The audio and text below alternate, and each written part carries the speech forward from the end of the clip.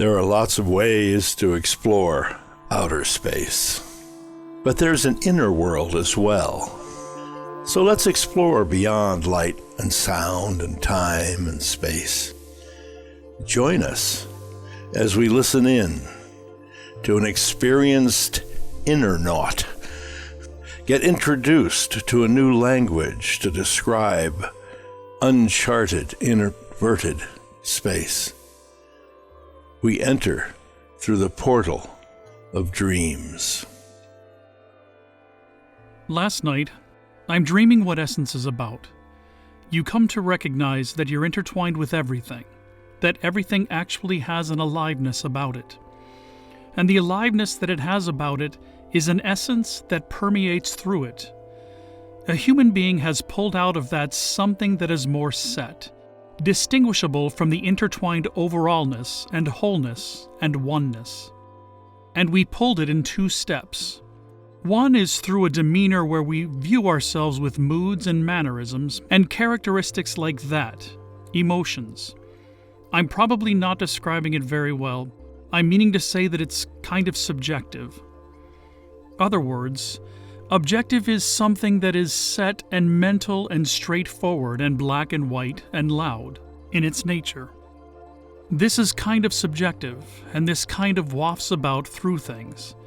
And if you just flowed with that, there's a naturalness to it. If you had no setness about you, just this kind of demeanor, you would be invulnerable to whatever seems to be just free-flowing in the atmosphere. Something that is totally subjective is totally in tune with that overallness as an essence behind it. But we deviate. And when we deviate and we develop a dharma or a personality, an orientation, is that setness then is what shuts us off from the connection to all that there is that we find ourselves in. We have access to it all. So like in my meditation dream, I am observing that in meditation there is something stupid and silly. That here I am with access to everything, and for me, that isn't so.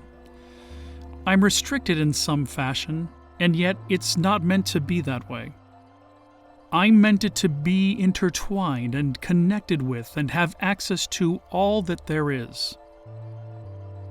And so then I had to also go through what it's like when you start taking on demeanors. It can be kind of nightmarish in a way. In other words, instead of just free-flowing with an essence and just being in this in a wondrous way, if you carry some quality of an emotive, defined way, it shapes and designs how the outer comes to you. It can vary. I had a sequence of dreams like that. In one of them, where I had this mood on and just let a car wander off the road, to see how far it would go before it crashed into something or came to a stop. And that was just a cynical something or another. I got out and laid a mattress on the ground amidst the bushes. Apparently it quit raining, and was sleeping on the mattress. I had blankets and such. Then all of a sudden a dog comes up to me, grabs my left hand through the covers. It's just holding my hand. You know, if I move a little bit, he bites a little harder. And then another dog comes up.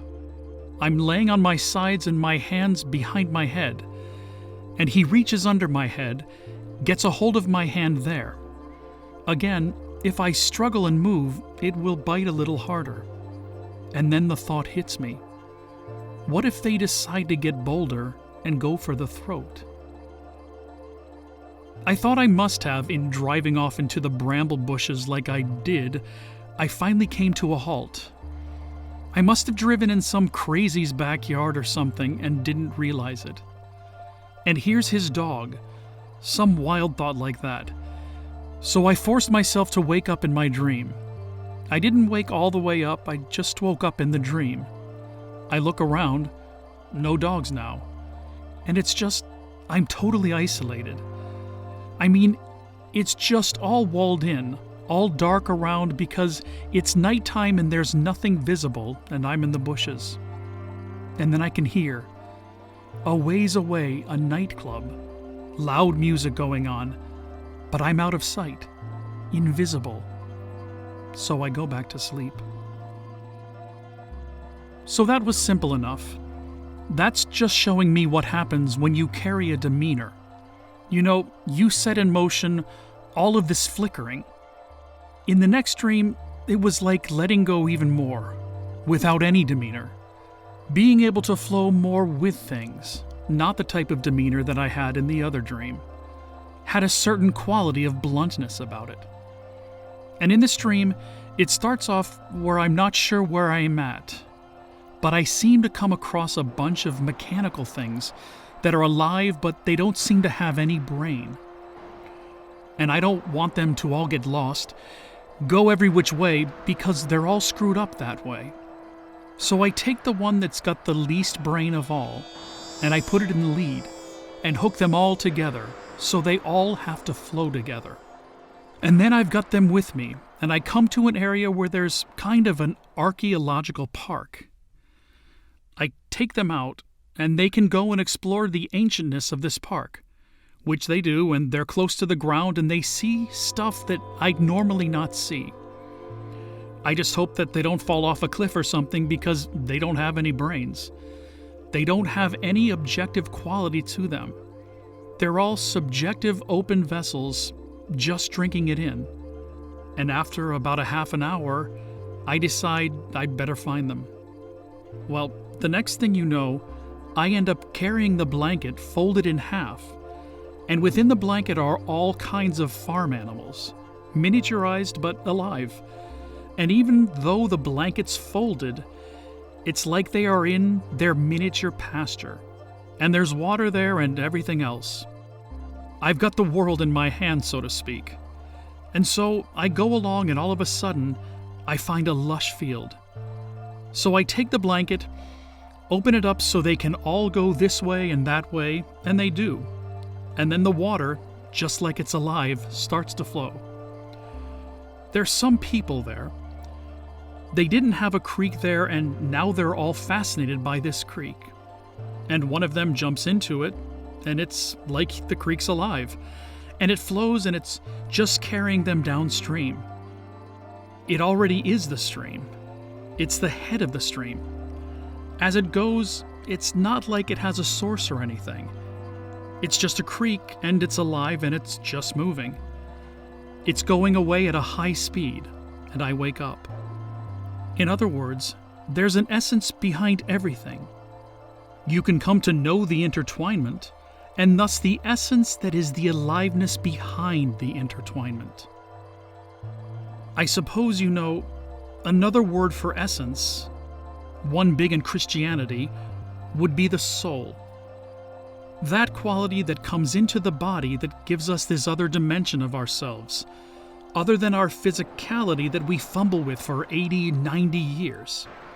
Well, the whole point of it being a dreaming to show in meditation that somewhere deep, deep, deep inside, I'm given everything. I have it all.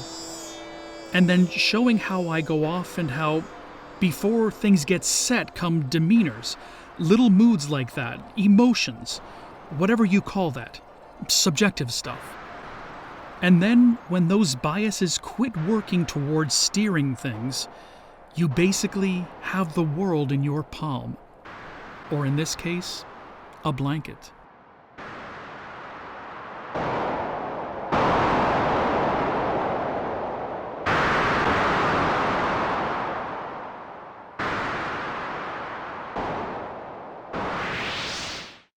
Listening In is a part of the Nameless podcast. Nameless, Evolution Begins Within, is available on Apple Podcast, Spotify, and all major platforms. Or go to our website, thenamelessshow.com, for more information. Copyright 2021 under Sophia Unity Foundation, where wisdom is one.